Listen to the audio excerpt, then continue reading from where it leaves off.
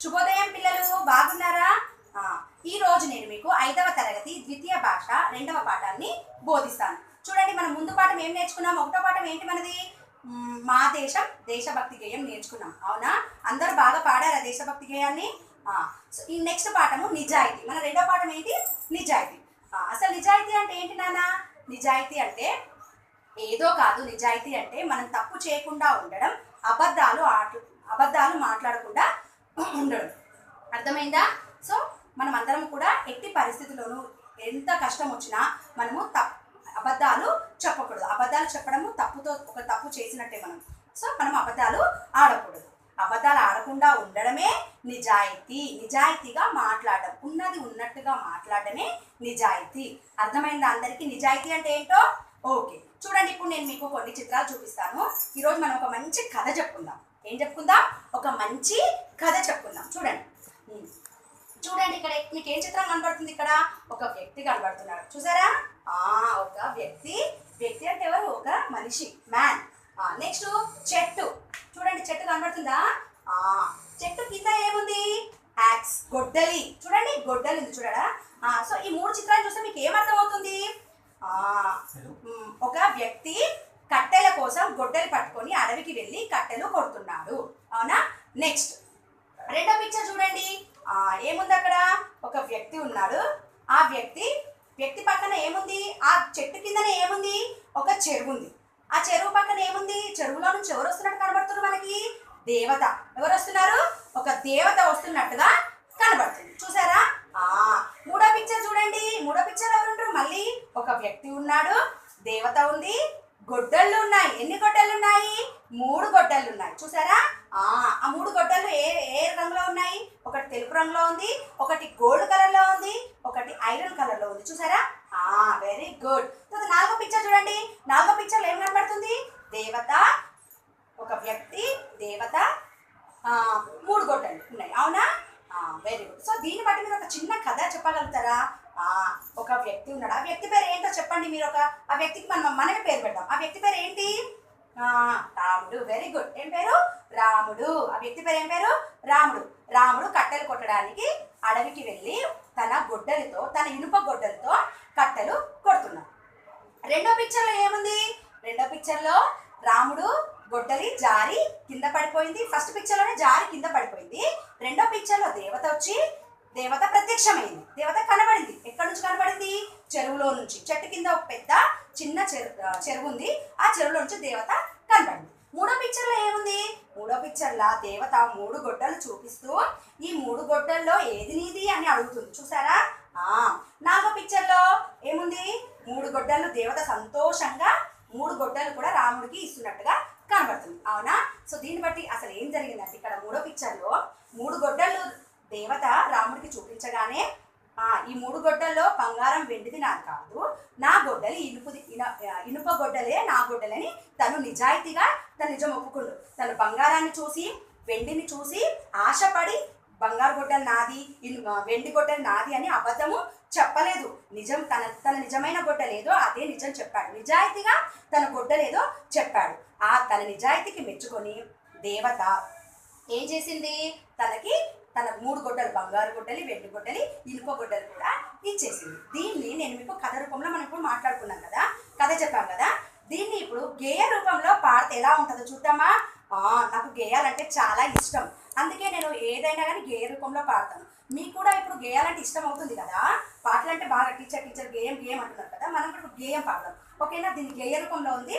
ఎలా పాడాలో చూసి మీరు కూడా బాగా నేర్చుకోవాలి గేయాన్ని. మనం మంచి గేయాలు పాడాలి. తెలుగు గేయాలే కాదు, అన్ని ఇంగ్లీష్ గేయాలు కూడా మనము నేర్చుకొని పాడాలి. అప్పుడు ఏమవుతుందంటే మనం గేయాలు బాగా పాడటం వల్ల మన గొంతు ఉంది కదా, చాలా మంచిగా ఫ్లూయిడ్స్ బాగా వస్తుంది. మనం ఏ పదాన్నైనా చాలా ఈజీగా పలకగలుగుతాం అనమాట. అర్థమవుతుందా చిల్డ్రన్?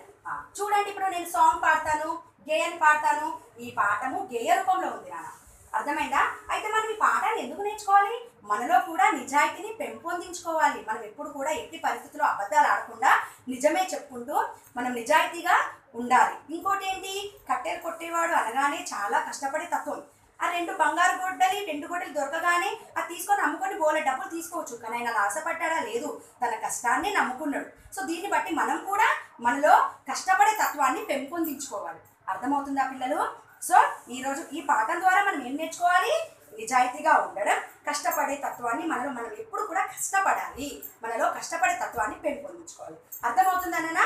నెక్స్ట్ ఇప్పుడు మనం సాంగ్ పాడదామా?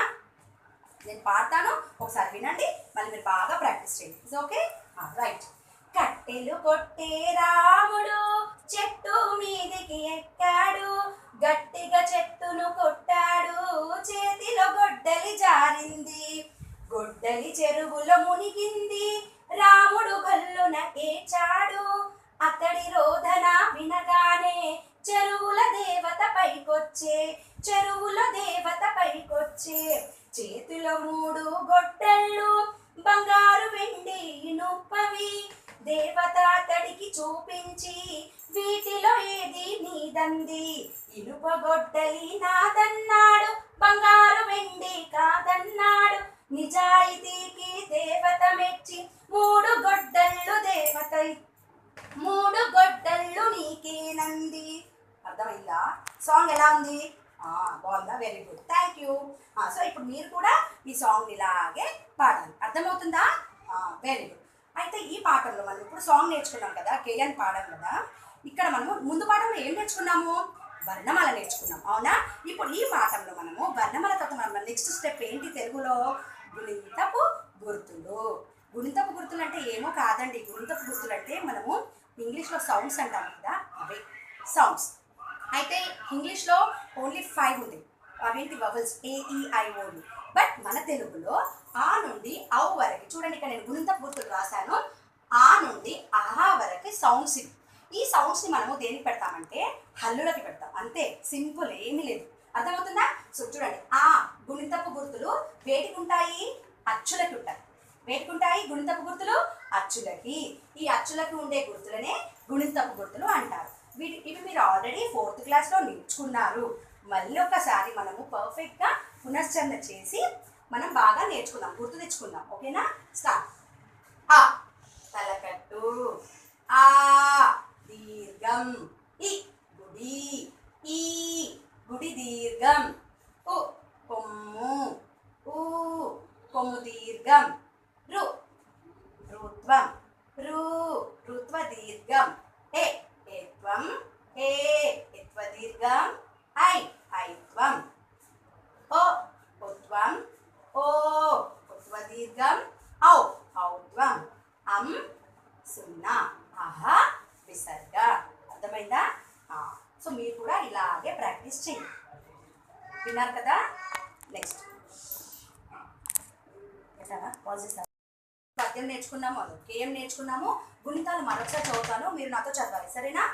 ఆ తలకట్టు, ఆ దీర్ఘం, ఈ గుడి, ఈ గుడి దీర్ఘం, ఉ కొమ్ము, ఊ కొమ్ము దీర్ఘం, రు రుత్వం, రు రుత్వ దీర్ఘం, ఏ ఎత్వం, ఏ ఎత్వ దీర్ఘం, ఐ ఐత్వం, ఓ ఉత్వం, ఓ ఉత్వ దీర్ఘం, ఔ ఔత్వం, అం సున్నా, ఆహా విసర్గ. చూడండి, ఆ అంటే తలకట్టు. ఇప్పుడు మన పద్యంలో తలకట్టుతో ఉన్న పదాలని మనం చూద్దాం. ముందుగా ఇక్కడ చూసేదానికంటే వర్ణమాల చూద్దాం. చూడండి, ప్రతి లెటర్కి క అన్నదానికి చూడండి, ఆల్రెడీ నిజానికి వర్ణమాలలో క అన్న లెటర్స్ ఇలా ఉంటాయి. ఇది ఎప్పుడు కా అవుతుంది, ఇందులో లో ఆ సౌండ్ వచ్చినప్పుడు మనకి కా వస్తుంది. అర్థమైందా? నిజానికి ఇవన్నీ ఏంటివి? పొల్లుతో ఉన్న లెటర్స్. హల్లులన్నీ కూడా పొల్లుతోనే ఉంటాయి. ఫర్ ఎగ్జాంపుల్ క, చ. ఎప్పుడు ఛా అవుతుంది? తలకట్టు చేరినప్పుడు ఛా అవుతుంది. అలాగే టా కూడా, అలాగే టా కూడా. సో అర్థమైందా చిల్డ్రన్? ముందుగా వర్ణమాల మనకి హల్లులు ఎలా ఉంటాయి? ఇలా ఉంటాయి అన్నమాట. దానికి ఆ సౌండ్ తలకట్టు చేరినప్పుడు, ఆ సౌండ్ అంటే ఏంటి? తలకట్టు. ఈ తలకట్టు చేరినప్పుడు మనకి కా. ఇప్పుడు కాలో ఏముంది? కాలో ఏముంది? క ప్లస్ ఆ. అర్థమైందా? కాలో అ అనే సౌండ్ వచ్చిందనమాట.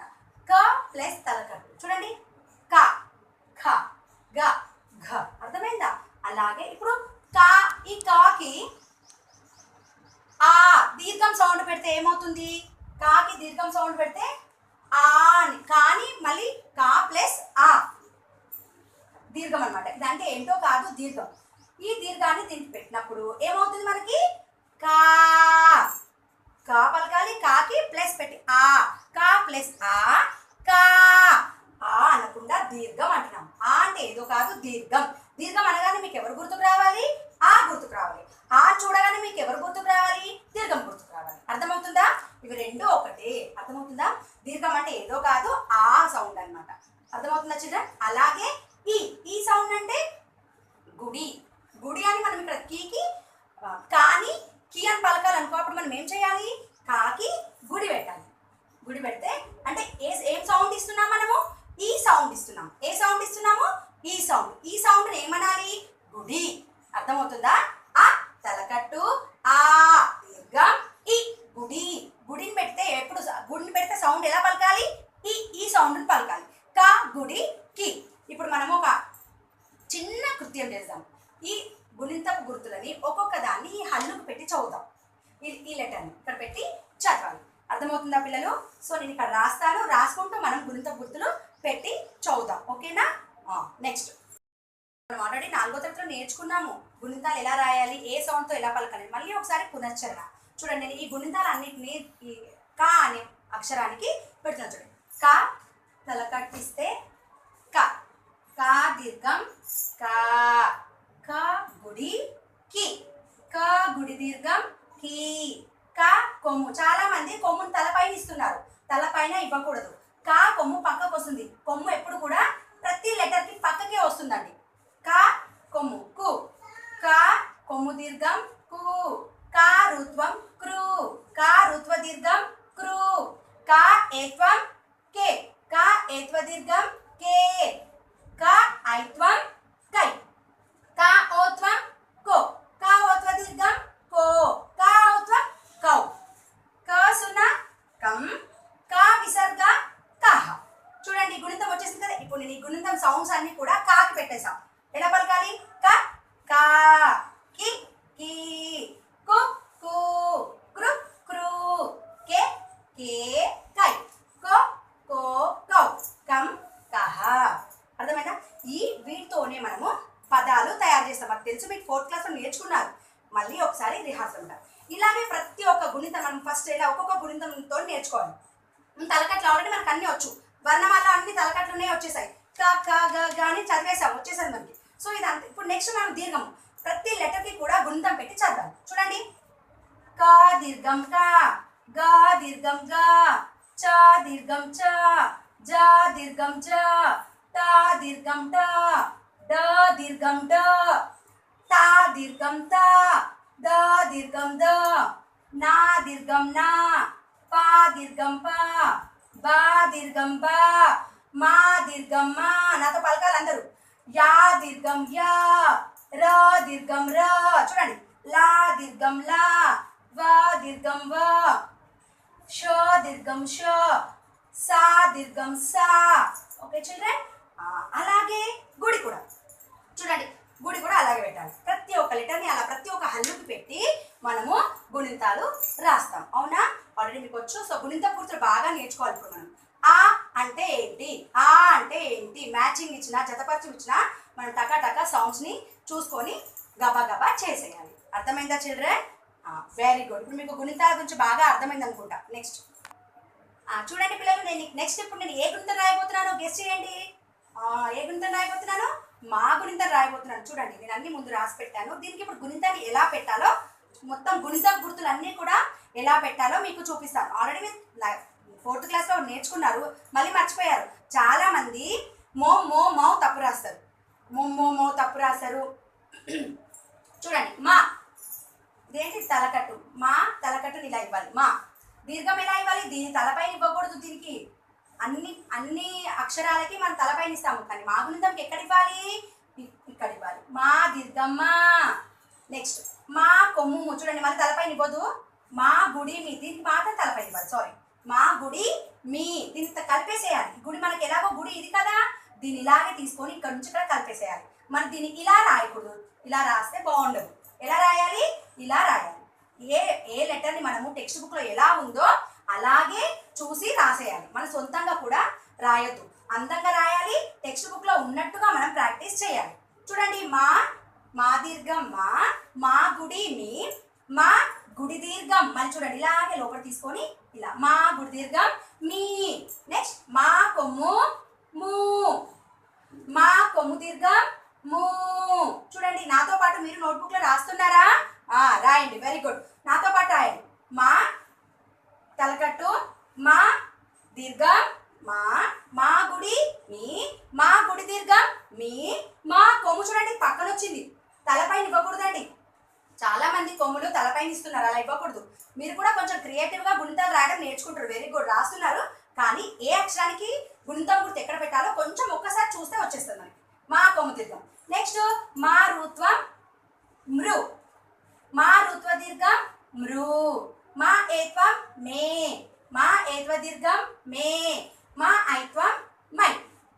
ఇక్కడికి వచ్చేసరికి మోకి వచ్చేసరికి చాలా మంది చేసే పెద్ద తప్పు ఓత్వాన్నిలా పెట్టేస్తున్నారు. ప్లీజ్ చిల్డ్రన్, అలా రాయకూడదు.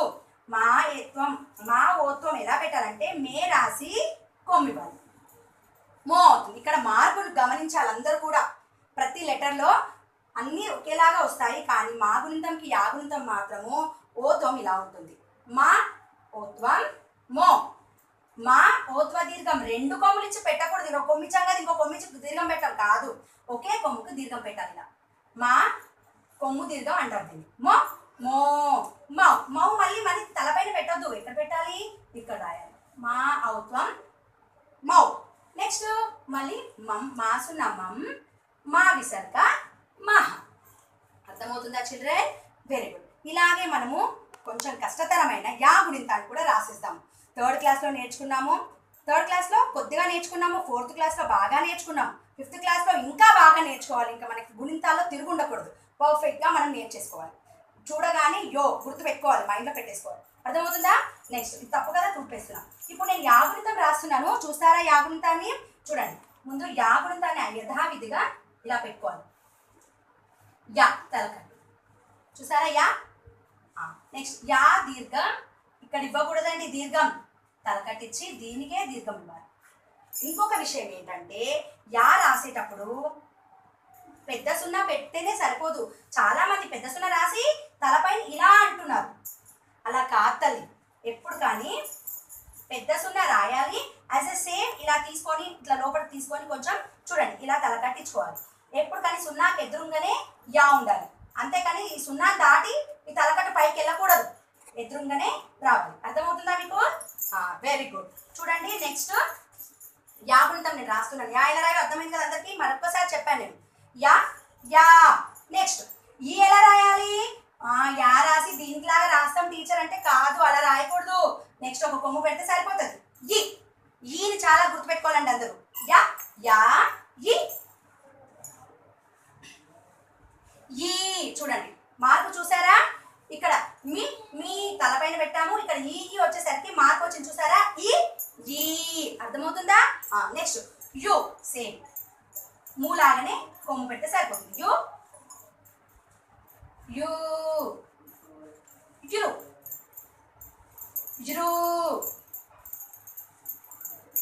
యు. ఎట్టి పరిస్థితుల్లో సున్నా దాటి వెళ్ళకూడదు, తలకట్టు సున్నాకి ఎదురుగానే ఉండాలి. ఏ యై యో యో యో. యం యహ ఈజీ. యం యహ ప్లేస్ లేదు, ఇక్కడ రాస్తున్నా. ఓకే చిల్డ్రన్, ఒక్కసారి మనం మా గుణితాన్ని యా గుణితాన్ని చదువుదాం. చదివి దీన్ని ఇలాగే పిక్చరైజ్ చేసుకొని గ్రాఫిక్ రీడింగ్ ఇలాగే మన మైండ్లో ఫొటోస్ చూస్తే ఎలా గుర్తుంటాయో మా గుణితాన్ని యా గుణితాన్ని అలాగే మన మైండ్లో దింపేద్దాం. సరేనా? చూడండి, మా మా మీ మీ ము ము మృ మృ మే మే మై మో మో మౌ మం మహా. నెక్స్ట్ యా యా ఈ ఈ యు యు యురు యురు ఏ ఏ యై యో యో యౌ య యహ. అర్థమైందా చిల్డ్రన్?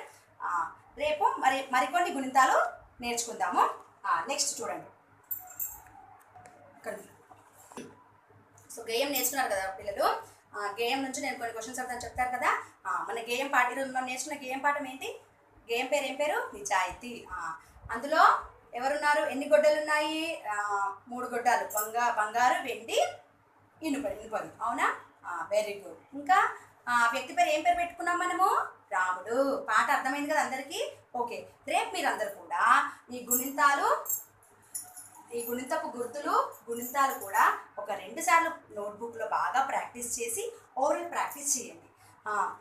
ఓరల్గా పలకడం మర్చిపోయినట్లయితే ఒకసారి మన వీడియో ఆన్ చేసుకొని నేను ఎలా పలికానో అలాగే పలుకుంటూ చదివి రాయండి. సరేనా? Very good.